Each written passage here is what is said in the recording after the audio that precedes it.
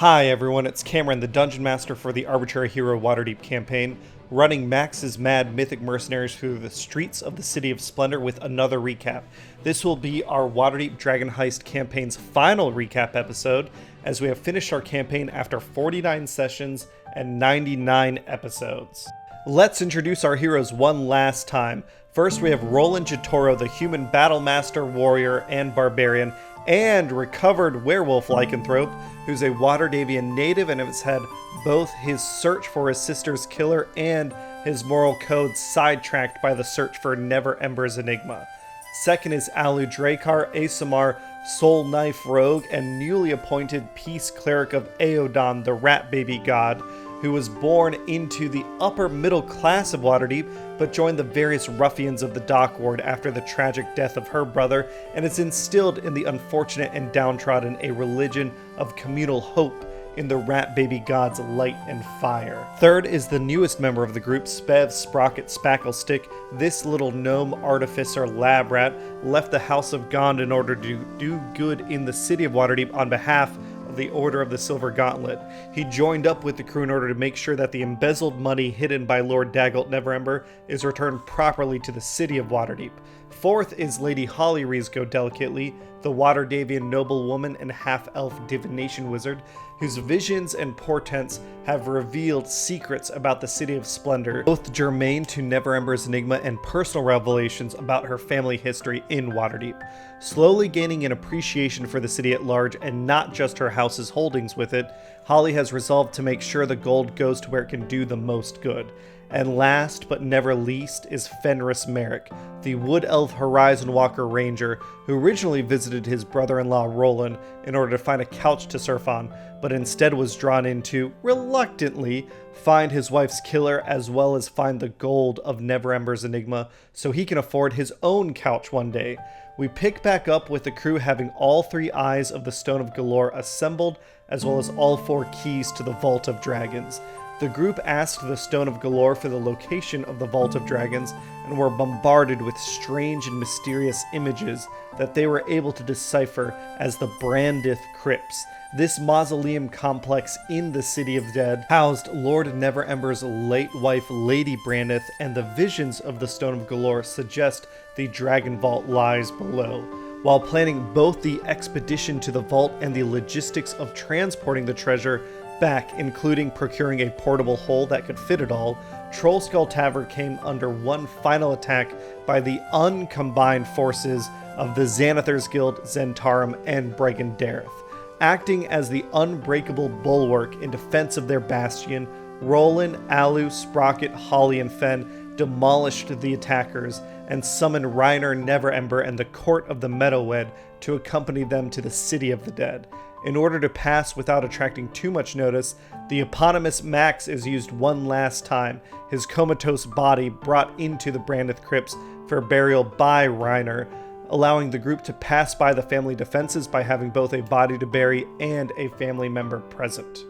Investigating the crypts reveals the hidden entrance to the Vault of Dragons deep below. This door, enchanted by ancient dwarven smiths to open only in the presence of keys that had to be there when the doors were closed, had four niches ready to receive the keys the party found.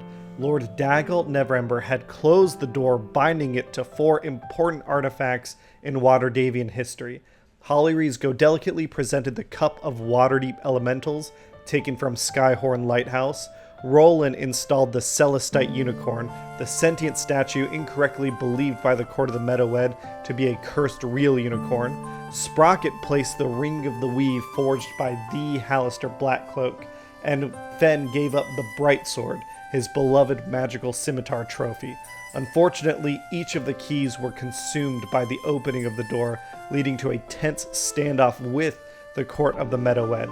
But Holly and Fen were able to defuse the situation and prevent more violence, though losing the support of the fellow adventurers in the process. But onward and inward into the Dragon Vault. Entering the vault itself, the crew found themselves quickly colliding with kobolds intent on protecting the domain of their red dragon master Aranax.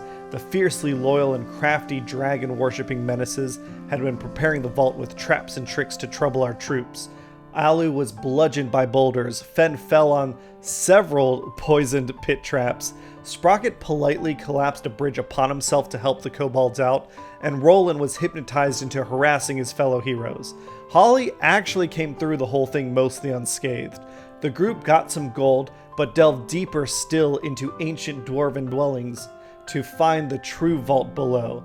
Diving down, our adventurers spotted the treasure trove, and Arnax the Red Dragon lording over all of it.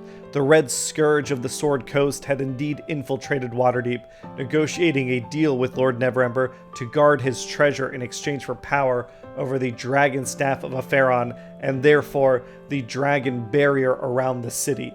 Blessing themselves and preparing as best as they could, the group swept in gently, getting the jump on the dragon and his final kobold guards.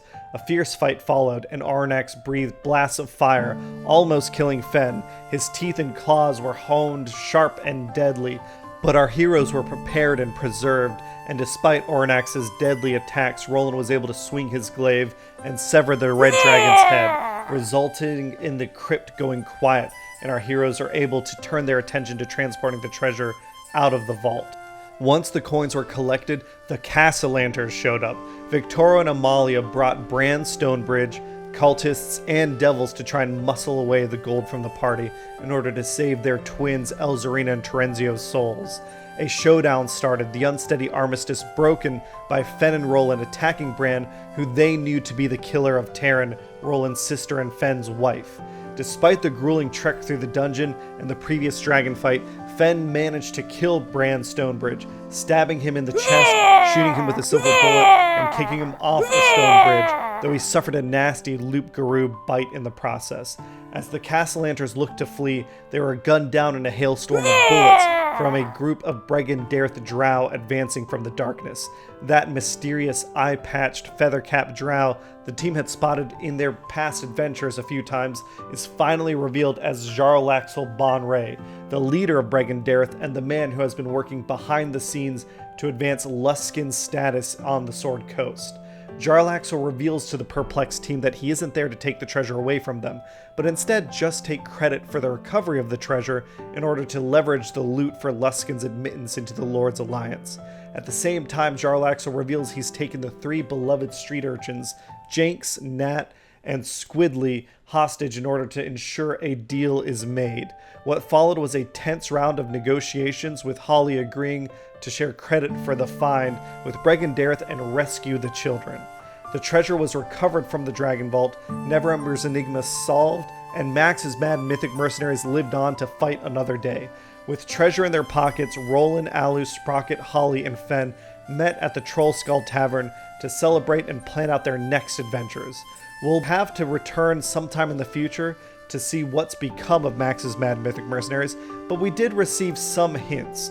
Roland and Fen plan on traveling to the Moonsea region to look at helping Fen out with his werewolf lycanthropy.